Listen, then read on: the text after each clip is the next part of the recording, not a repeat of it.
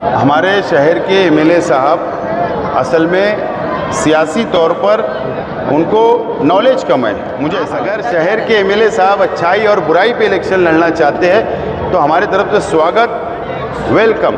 और क्या बोलें, कभी ख़त्म नहीं होती, पार्टी के कार्यकर्ता कभी ख़त्म नहीं होते।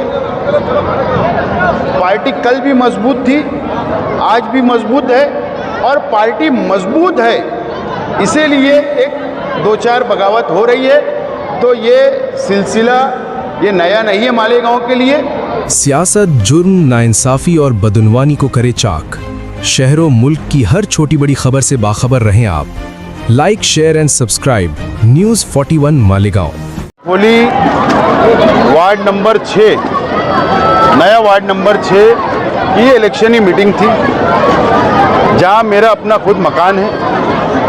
शेख रशीद साहब ने यहाँ से सियासी शुरुआत की। 1985 में पहली मर्तबा शेख रशीद साहब यहाँ से कांग्रेस पार्टी से काउंसिलर बने और 1985 से लेकर आज तक इस वार्ड में दूसरी पार्टी के कॉरपोरेटर नहीं चुनकर आए, काउंसिलर नहीं चुनकर आए। उसी वार्ड के अंदर, जिस वार्ड में मैं रहता हूँ, मेरा मकान है, यह हमारा अपना परिवार है इस वार्ड। और यहाँ पर इलेक्शनी मीटिंग हमने ली। 4 उम्मीदवार जो हमने डिक्लेयर किया है पार्टी ने, पार्लियामेंट्री बोर्ड ने, आज उनकी पहली इलेक्शनी मीटिंग हमने ली।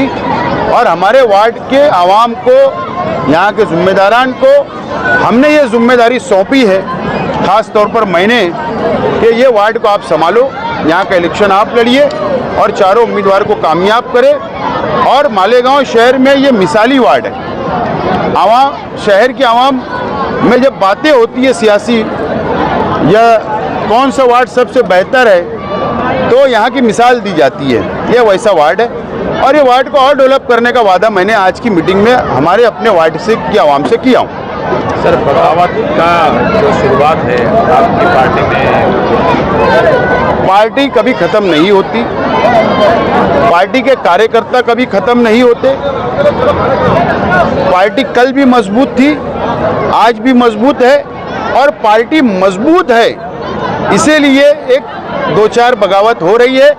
तो ये सिलसिला ये नया नहीं है मालेगांव के लिए। पूरे मुल्क के अंदर जहाँ भी इलेक्शन होते हैं वहाँ पर थोड़ी बहुत बगावत होती है। यह सियासत का एक हिस्सा है। इससे कोई अपोजिशन जिस तरीके से इसको रंग देने की कोशिश कर रहा है तो वो चूक रहा है, गलत रास्ते पे जा रहा है।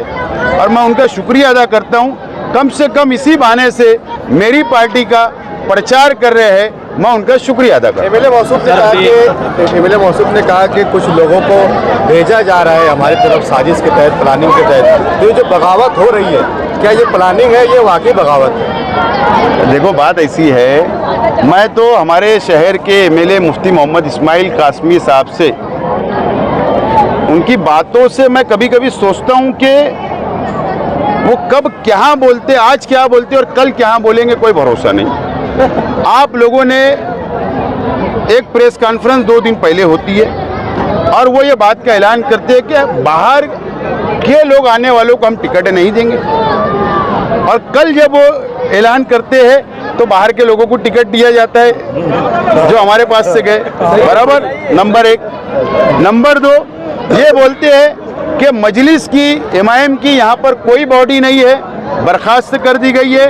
और कल बोलते हैं कि बॉडी है, सदर बैठे। तो एमएलए साहब की बातों को बहुत ज़्यादा सीरियस लेने की ज़रूरत नहीं है। वो इस तरीके की बातें पलटते रहते हैं, वो बहुत ज़्यादा मैं सीरियस नहीं लेता हूँ। कि हमारा मुकाबला सीधा फिरका परस्तों से है। तो कल एमएलए का बयान है कि नदी के उस पार जाके लड़े, हम क्या फिरका परस्त लोग इधर है जो इधर सीट खड़ी कर रहे हैं, तो उस तरफ सीट खड़ी करो, बोले फिरका परस्त उसमें कैसे मिला?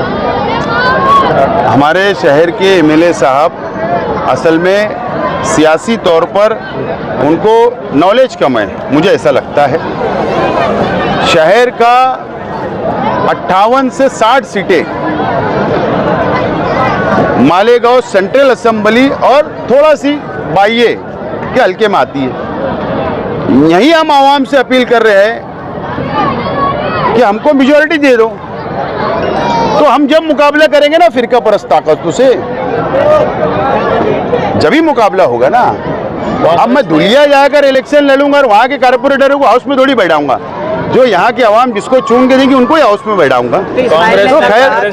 कांग्रेस ने अपनी पहली फहरिस्त जाहिर की और उसके बाद में उन्होंने कहा कि MIM का हम शुक्रिया अदा करते हैं और इलेक्शन के बाद में हम जाके उनका शुक्रिया अदा करेंगे। ऐसा मुझे ऐसा, उसके ऊपर उनका अंदरूनी मामला है, उनकी बात चल रही थी, इत्तेहाद की बात चल रही थी, ना जाने इत्तेहाद क्यों फेल हो गया, ये तो बहरहाल वही उसका जवाब दे सकते। लेकिन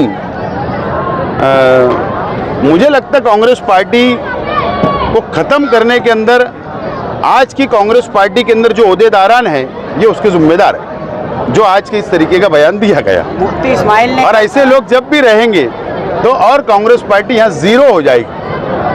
मुफ्ती इस्माइल ने कहा कि हम अच्छाई बुराई पर चुनाव लड़ेंगे, आप किस मुद्दे को लेकर? वेलकम। अगर शहर के MLA साहब अच्छाई और बुराई पे इलेक्शन लड़ना चाहते हैं तो हमारे तरफ से स्वागत, वेलकम। और क्या बोले, तैयारी हमारी। 2 दिन बचा है, दिखते भी नहीं आज तक।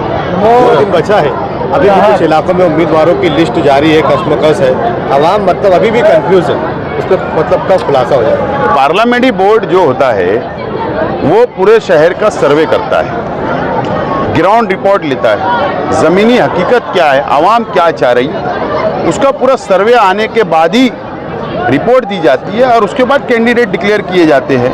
ये, और पार्लियामेंट्री बोर्ड में मैं नहीं हूँ, पार्लियामेंट्री बोर्ड के अंदर से मैं बाहर हूँ, वही फैसला कर रहे हैं और वही ऐलान कर रहे हैं। रही बात जो दिखता है, हम लोग शेख रशीद साहब की क़यादत में तैयार हुए लोग हैं। हमारा सियासी सफ़र भी, मेरा भी खुद का 25 साल का है, हो चुका है। ताम झाम जो दिखता है उस पर नहीं जाते हुए, ताम झाम के पीछे ज़मीन की हकीकत क्या है हम उस पर स्टडी कर रहे हैं, आवाम की राय जान रहे हैं और टिकट फाइनल हो रहे। इंशाअल्लाह AB फॉर्म देने का जो वक्त होता है, वो वक्त नॉमिनेशन का जब वक्त ख़त्म होता है उसके 1 मिनट पहले भी दिया जा सकता है। जब तक हो सकता है उम्मीदवार डिक्लेयर हो ना हो। बहरहाल कोशिश हमारी है कि कल या परसों में तमाम ये मामला जो है हल हो जाए। कुछ बड़े शहरी भी नाराज हो। मैंने कहा ना, पार्टी कभी कमज़ोर नहीं होती, पार्टी का कार्यकर्ता मजबूत है, पार्टी के जिम्मेदार मजबूत है, पार्टी मजबूत है, और अगर कोई नाराज़ होता है तो उससे पार्टी कमज़ोर नहीं होती। क्या आप उनको मनाने की कोशिश करेंगे? मनाने की कोशिश करेंगे आपको, जो जिम्मेदार नाराज़ हो गए? ऐसा है कि ये बातें बाहर बोलना मुनासिब नहीं है।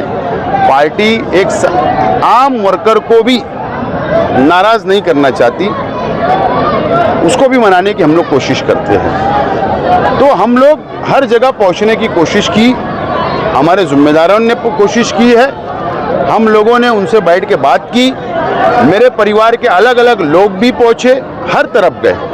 लेकिन जब अगर किसी ने मिजाज बन चुका है बगावत का, तो उसको मैं भी नहीं रोक सकता और कोई नहीं रोक सकता। तो हम हमारा फ़र्ज़ निभा रहे हैं, हम हमारा फ़र्ज़ और जिम्मेदारी निभा रहे हैं। उसके बाद ही कैंडिडेट की यादी डिक्लेयर हो रही है।